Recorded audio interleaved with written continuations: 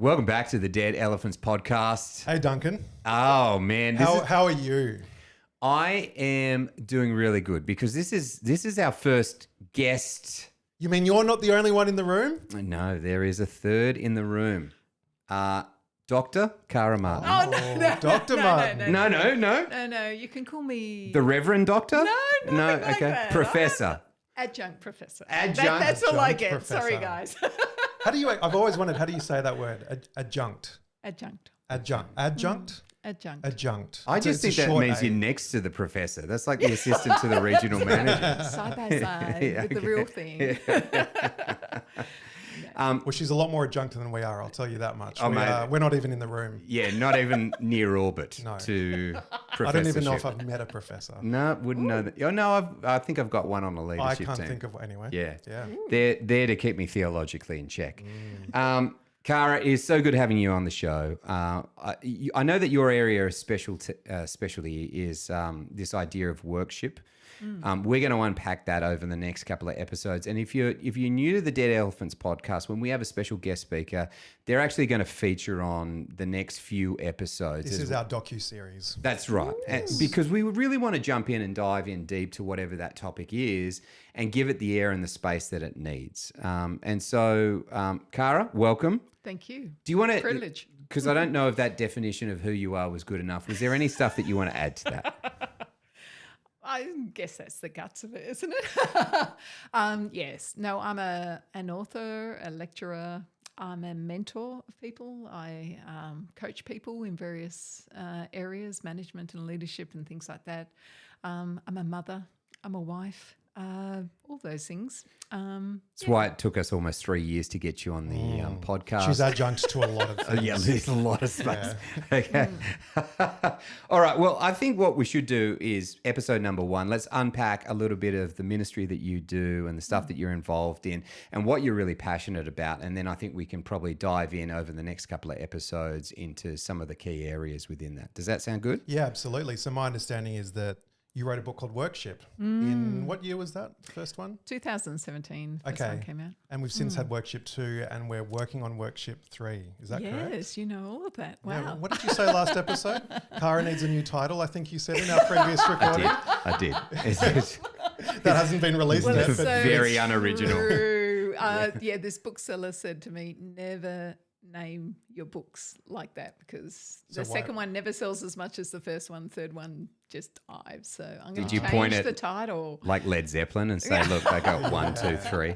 I think they're in a different orbit. Okay, Sure yeah, language. so yeah. Cara, tell us, I mean, anybody could write a book about anything. Cara Martin chose to write a book about the intersection of work and faith. Why?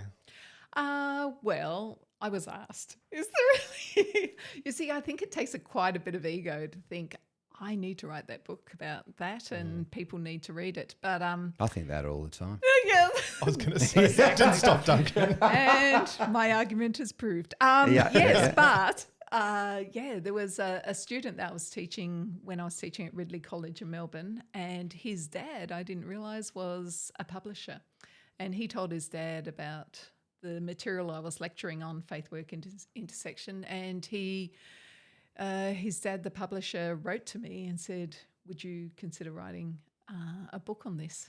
It was particularly the term workship. I love that term, and I used to joke in the class, I should publish that book sometime. Just meaning, I want to keep that term. I love that term, and I'd love to own that in some way before anyone else steals it. And but they assumed that I had already written a book, which I hadn't. But it sort of went from there. We started a conversation, and they said they were really interested in publishing on this.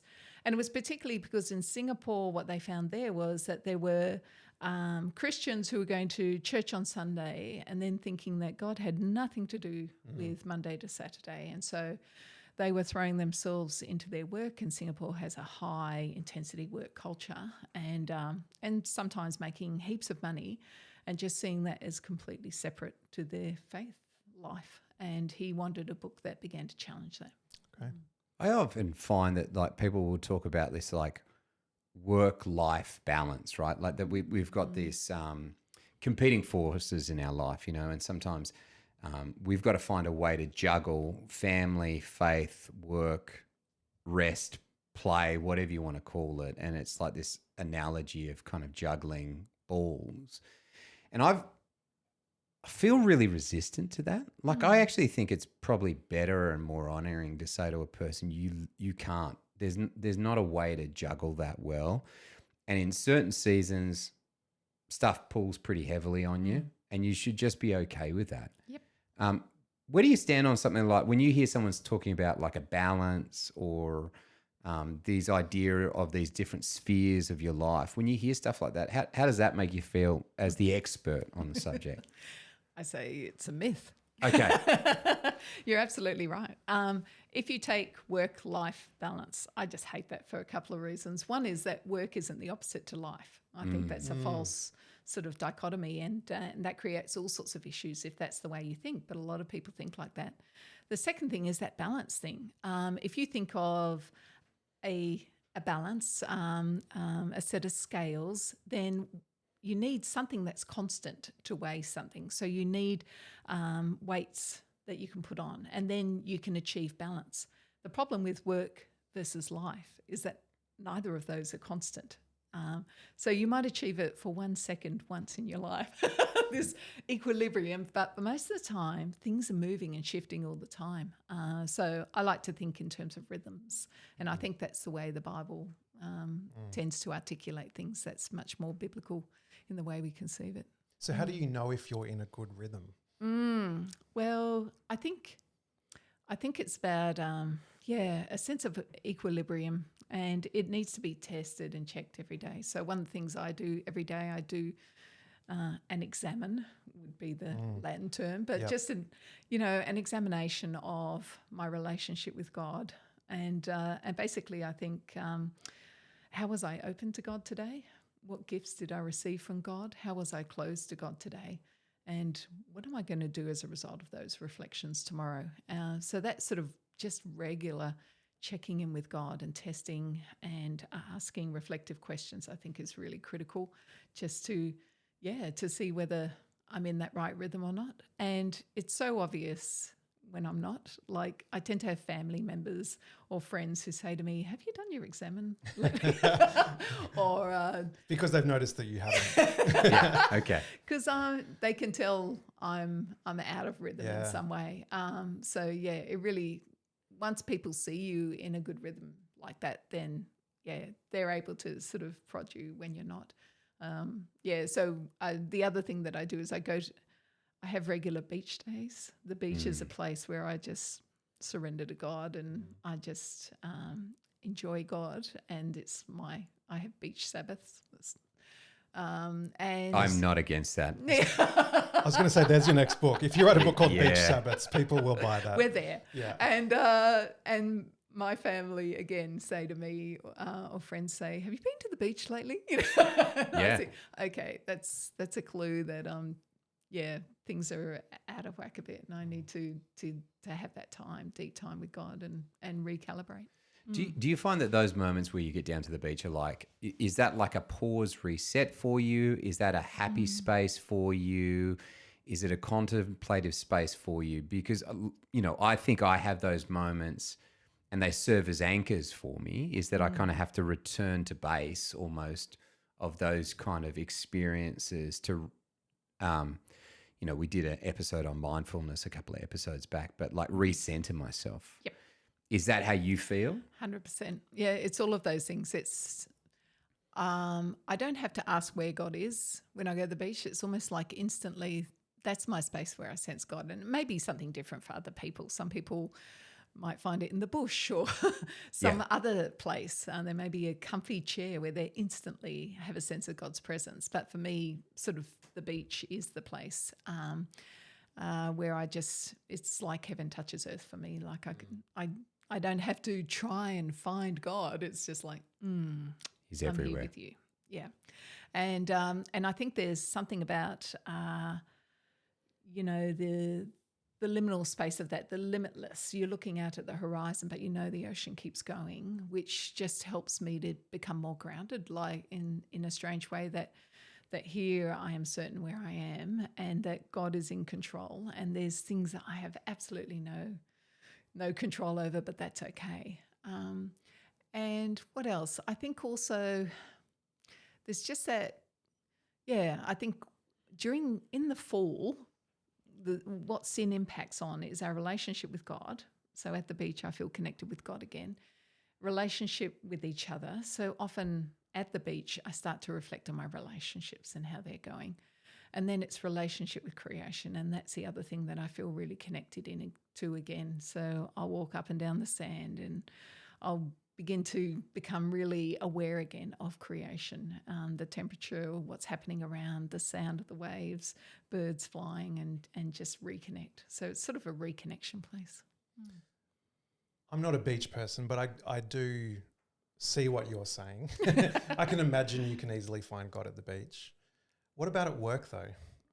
I'm assuming behind all of this is, to your rhythms point, you're finding your restorative, recharging moments so that when you're entering, I suppose, what we think of as the more burdensome moments of our life, we have the reserves to do that.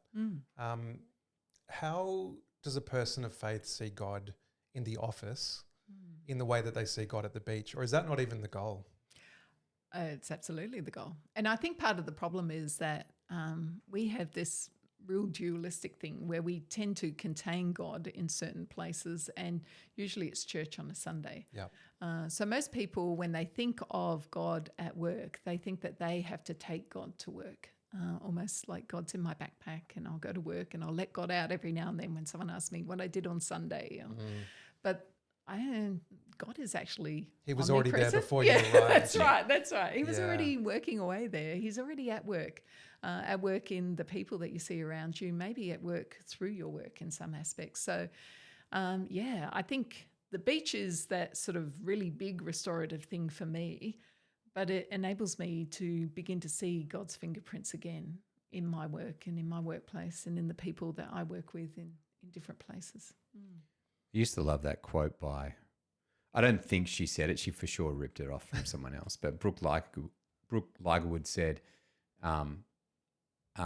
there is no such thing as a secular sacred divide because there is no place where Christ is not. 100%. And I just think that that's so true, but there's also got to be some kind of recognition, right, that when you go to work, you're there to work. Like proselytizing can be a pretty toxic thing to bring into a workspace that isn't obsessed with God, but is obsessed with productivity and money. And so I would think finding the balance in that scenario can be really challenging for some people, because not every environment, like I walk into a church, we're there for Jesus.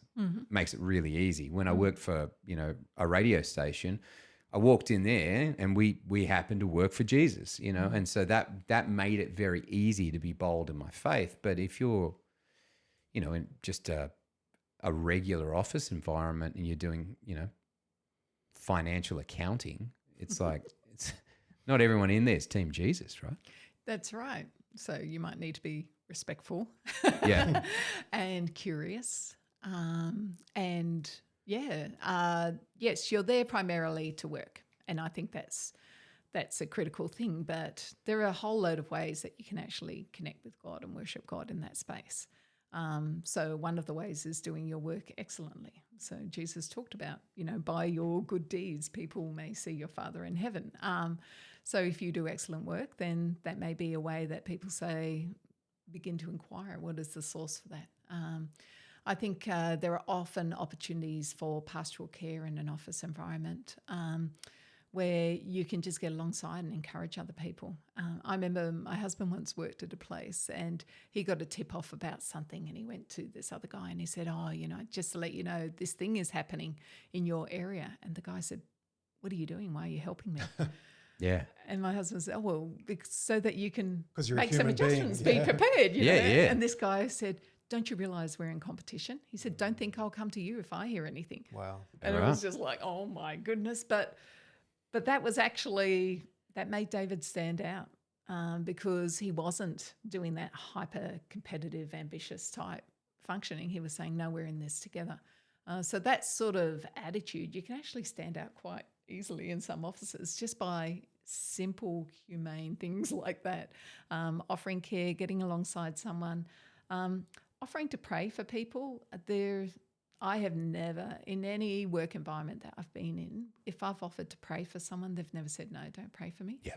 And you're not necessarily saying with you. No, You're not invited. That's you're just the next saying, step. But sure. just, I will pray for you. Yeah. And then I say, do you want me to pray with you right now? And sometimes most of the time they say yes, even to that.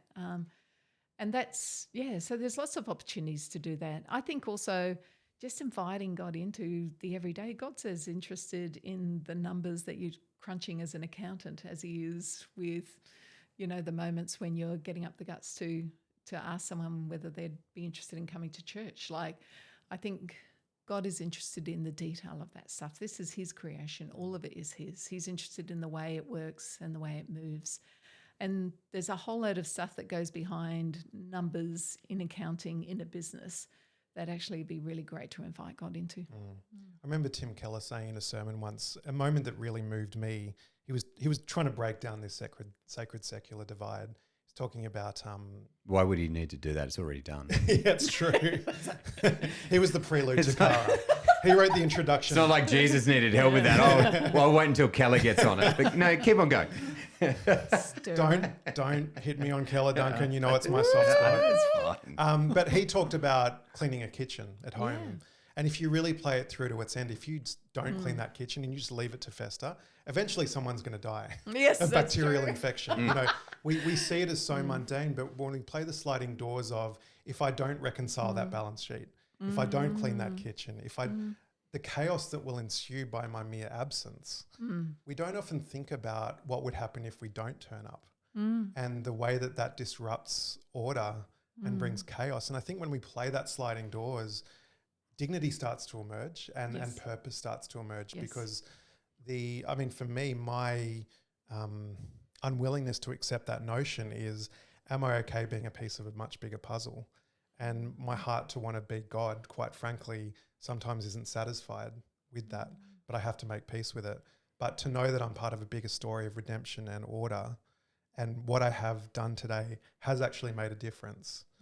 When I think about what would have happened if I hadn't done it, for me, that's been an important emotional transition to make, particularly for the last 3 years. I've stepped out of ministry and been primary carer of my family. Oh, and there's moments of indignity that you feel with that. But again, I think about the legacy of omission. What legacy am I inspiring by not exposing my kids to certain traumas or not creating certain patterns of chaos? No one will ever see that. But when I think about the difference that has made, that's changed my thinking a lot. It's beautiful. Martin Luther was pretty big on this as part of the whole, reforming stuff 500 plus years ago. And he's actually written something about men changing nappies, which I think is beautiful, and saying someone was, it was part of his table talk stuff, and someone had been making fun of another guy for changing a nappy. And Martin Luther came down hard and said, you can change nappies to the glory of God. Yeah. Yeah. And I just think it's beautiful that over 500 years ago, a great church theologian said something like that, but giving dignity to that very simple act. And he actually contrasted it with some of the great things that you could do as a human being, but saying, that's just as important because it's the heart with which you do it. And is that the key to it? Is it not about the what, but the why and how? Is that what it comes down to? I think that's a huge part of it. I mean, there will be times when the what becomes important as well. And it's also about the who I am. I am in Christ. And so whatever I do, wherever I am, I'm still in Christ. So I take that identity into every place. And that actually shapes the way I do everything I do, the way I talk to people, the way I, consider other people as I'm just having familiar conversations. Some of the thoughts that might come into my head that are judgmental or whatever, I need to shoo them away. Like it impacts everything you do. But yeah, the heart with which you do it, I think that was the fundamental shift that I know some people have needed to have, that they see that this work, the thing that changes it from just a thing that I do to an ability to use this to worship God, is the heart with which I do it. I do it in a way that I seek to honour God. I do it in a way that I seek to serve others.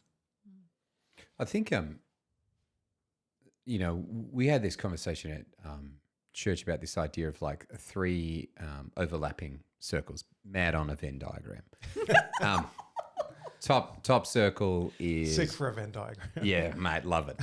Is who? Like, who are you? And then the second one is why are you here? And the final one is what should I do? And the idea being is that the what and the who don't overlap.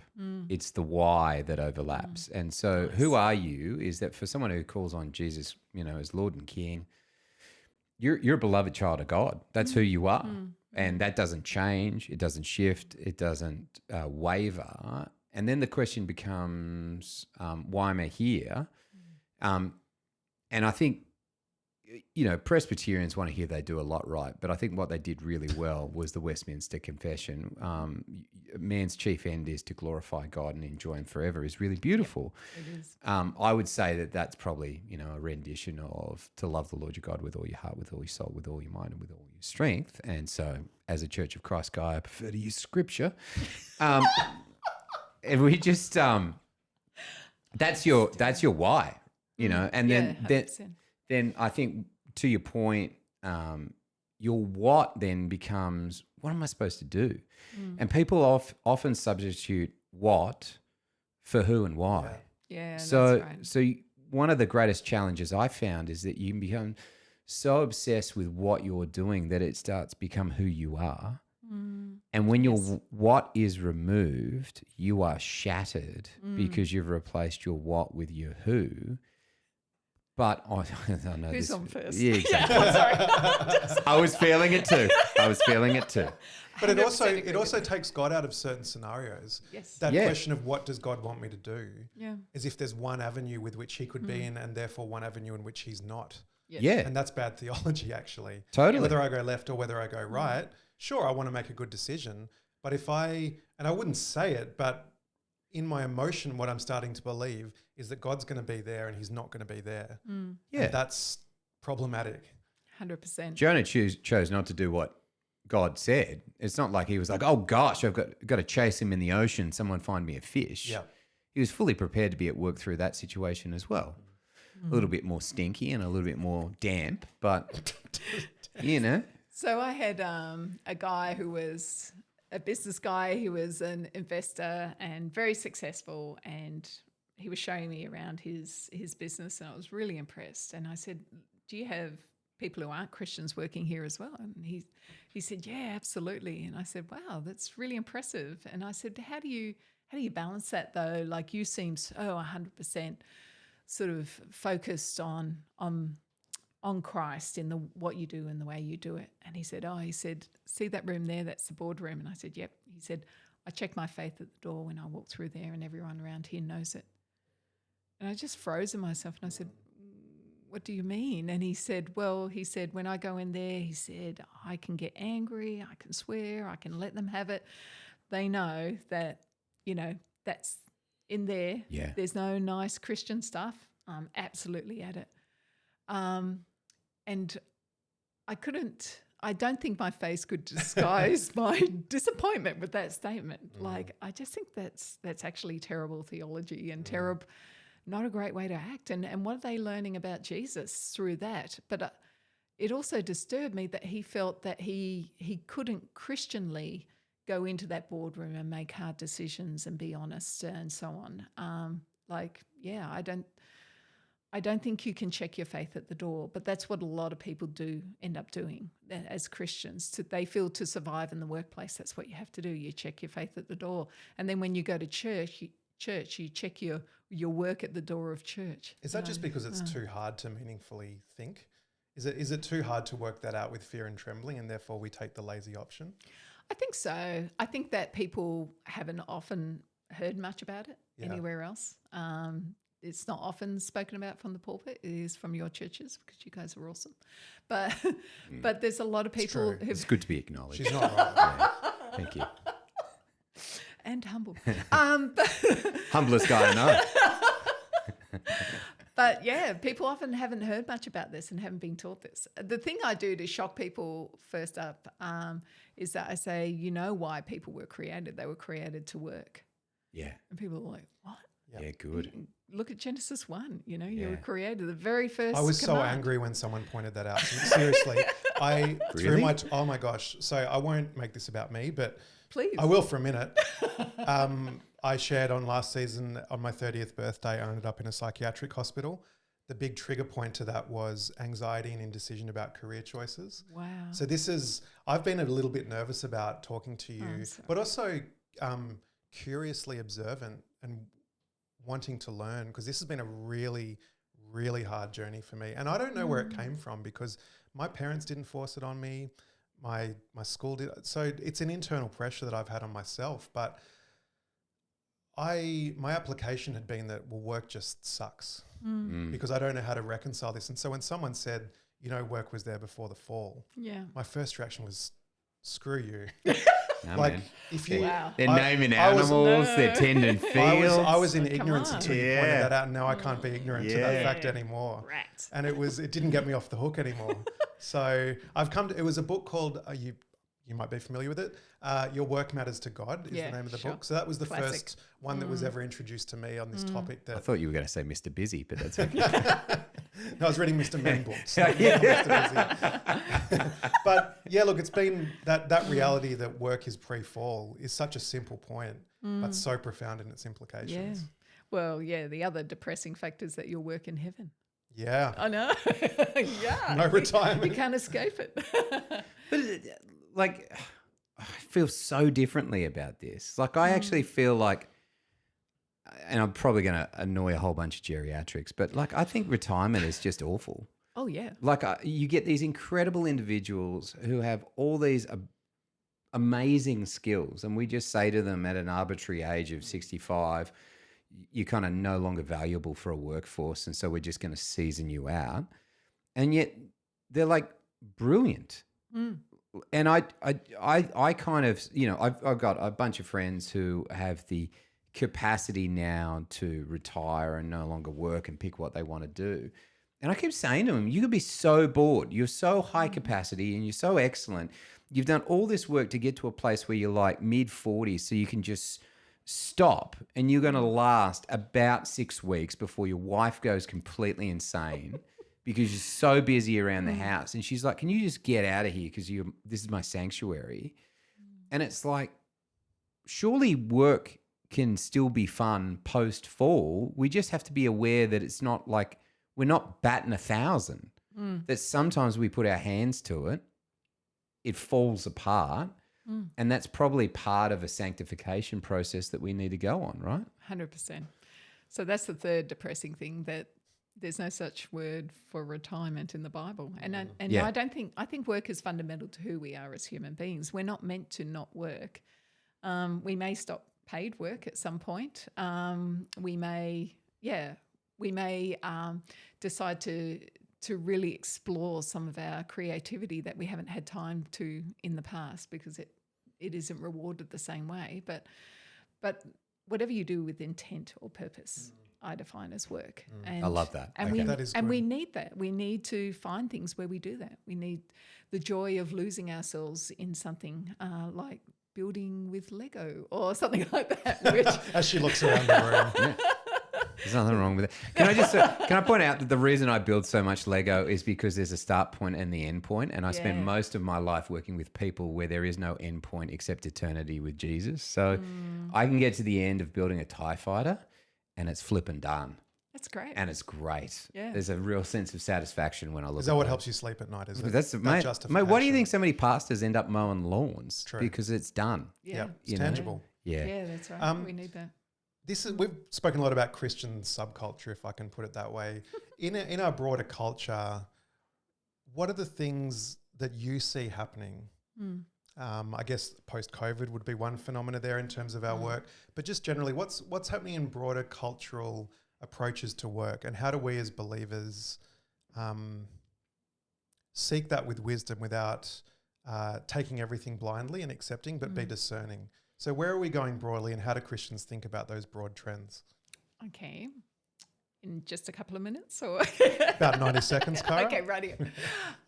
Yeah, I think there's a couple of really big things that have happened. So it hit more in the States than here, but the Great resignation was one thing. So during COVID, there was what was good about COVID was a lot of the walls that we put up were broken down. So there was no sort of artificial wall between work and home, or even home, work and church. All those walls were broken down. We did everything in the one space. And that was actually quite healthy, I think, because this idea that work only is something that you go to somewhere else is an illusion.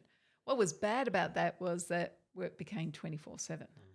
And that was unhelpful and unhealthy, because we need these rest work rhythms that we've been talking about.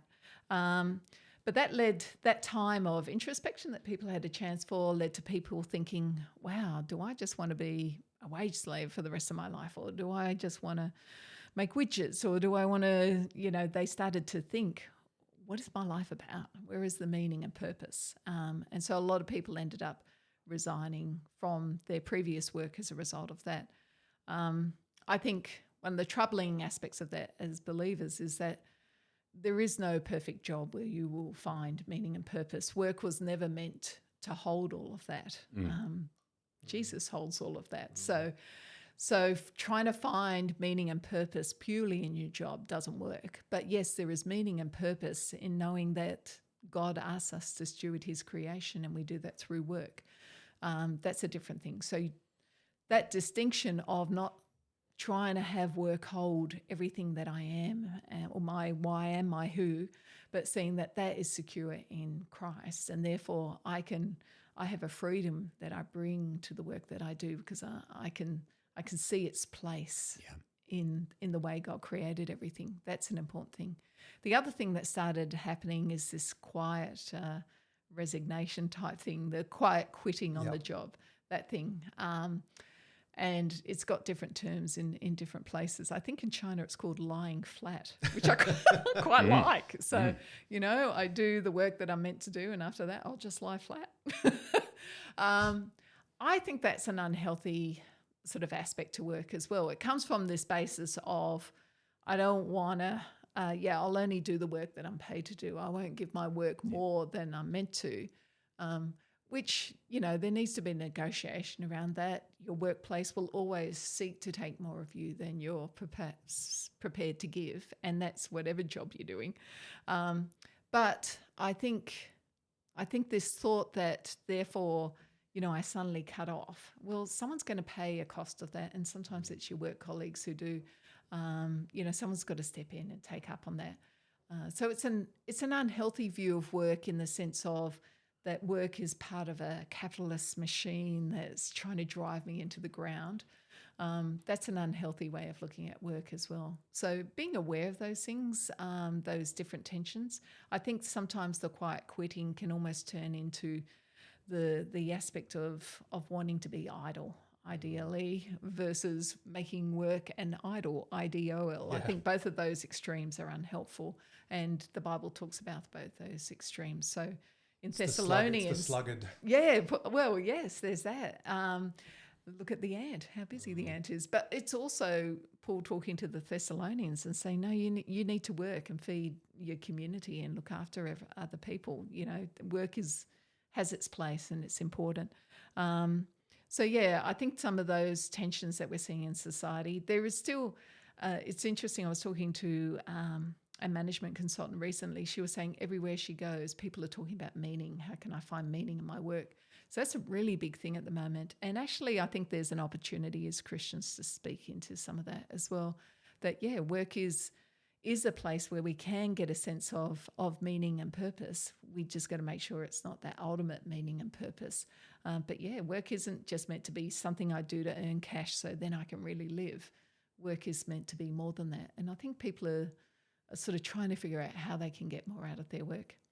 The other big theme that happens through workplaces is the idea of well-being. And these are some of the, especially lately, there's this term psychosocial harm, and being careful not to have that in the workplace. And this is where sometimes you can feel the rub as a Christian, because it means that in the workplace we are supposed to be sort of inclusive and embrace other people and be careful that our language and what we do doesn't harm other people in the workplace. And I think that there's a really good and healthy and helpful aspect to that. And as Christians, the idea of people being made in the image of God and having inherent dignity, that didn't exist before the age of Christianity, that concept carrying through. So that's an important concept. But sometimes there can be tensions in the workplace over that, because what it can mean in some workplaces is not